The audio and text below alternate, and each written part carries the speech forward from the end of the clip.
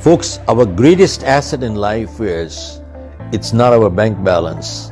Our greatest asset in life is our relationship balance.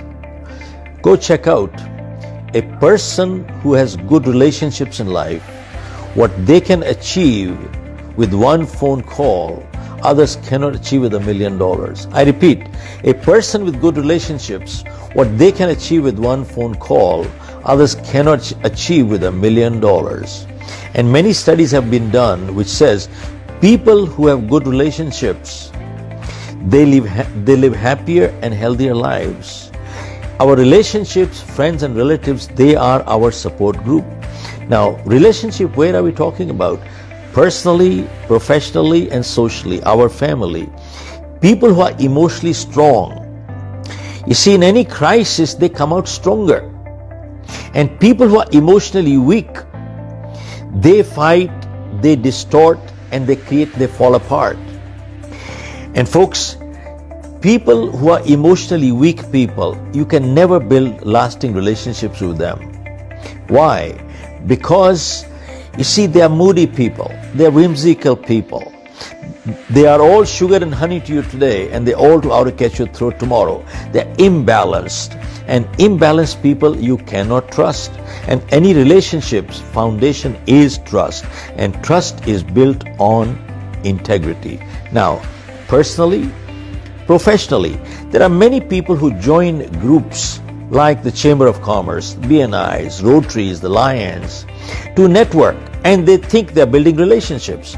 And their definition of relationship is make connections with these people because someday they could be useful. Now, usefulness goes, friendship also goes. There is no relationship. They are only takers. They are parasites only to suck whatever they can get. They are only takers. And relationships are never built on taking. They are always built on giving. In Singapore, we have an office there. One evening as I was coming, somebody met me in the lobby and he asked, "You come for dinner?" I said, "Yes." And he said, "I hope you met some people who could be useful to you." I felt like giving him a little bit of peace of my mind. See, all he was talking was, I hope you met some people who could be useful. He was only looking for what he could get out of it. He does not understand that meeting a good person is good enough. And that is the sad part. They are parasites. How do you build relationship with such people? Relationships are built on adding value addition to the relationship or to the other person where you need to give something in life. Now, there are 4 kinds of friendships in life. One is called the friendship of convenience. I have my neighbor, our kids are same age, we enjoy the same food, we laugh together. Our kids go to the same school, we carpool together, and God forbid in the middle of the night if there's a crisis, it is convenient to be together. This is called friendship of convenience. Convenience goes, friendship also goes. The second kind of friendship is called the friendship of usefulness.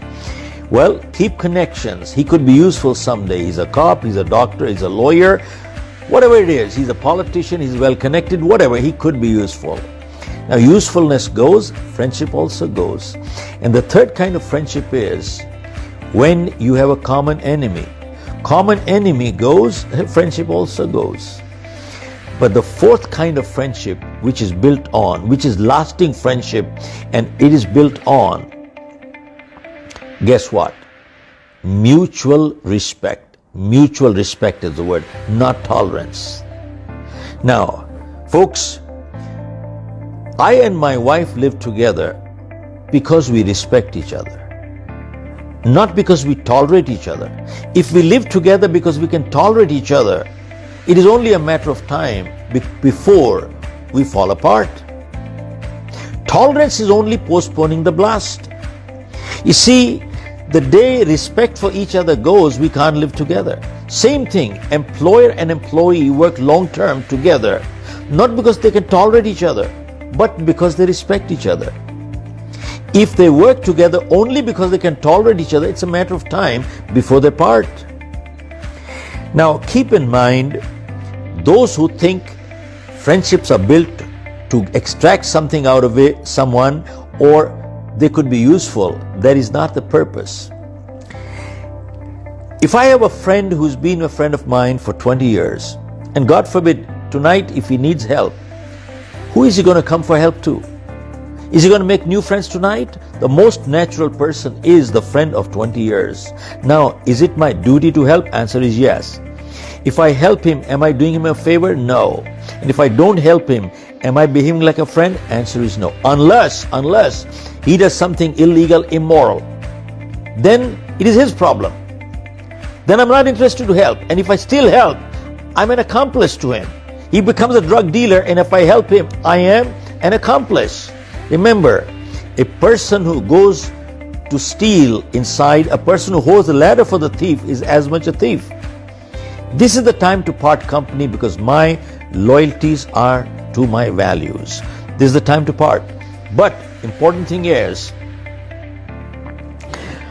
keep in mind, helping each other is a duty of a friend. It is never the purpose of friendship. If it's purpose finishes, friendship finishes. Helping each other always remains incidental to friendship. So keep in mind, folks, to build lasting friendships and lasting relationships, we must be willing to give and add value addition to another person's life, and that is what keeps a long-term relationship. They are strong bonds. Go build it. You will live a much healthier and happy life.